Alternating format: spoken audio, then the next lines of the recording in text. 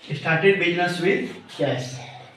आज हामी यो भिडियोमा जर्नल इन्ट्री गर्न गइरहेका छौं। त्यो सबै बेसिक जर्नल इन्ट्री जुन हामी यो भिडियो मार्फत त्यो बच्चाहरुको लागि यहाँ हामी प्रस्तुत गर्छौं।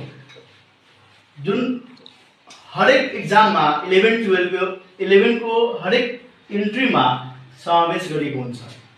जसरी यो त हामी क्लास 8 9 10 मा पनि पढेकै नै हो।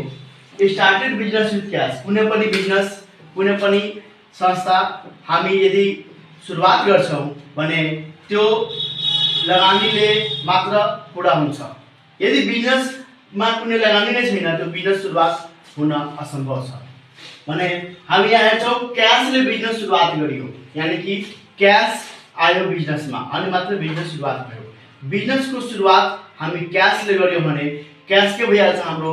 एउटा त क्याश हाम्रो सम्पत्ति हो, एसेट्स हो र यो एसेट्सले के गर्छ भने बिजनेसको पुँजीलाई बढाउँछ, क्यापिटललाई बढाउँछ। त्यसैले जहिले पनि हामी रुल्सको हिसाबले हेर्दाखेरि क्याश हाम्रो यहाँ एसेट्स छ भने एसेट्स आर अलवेज डेबिटेड।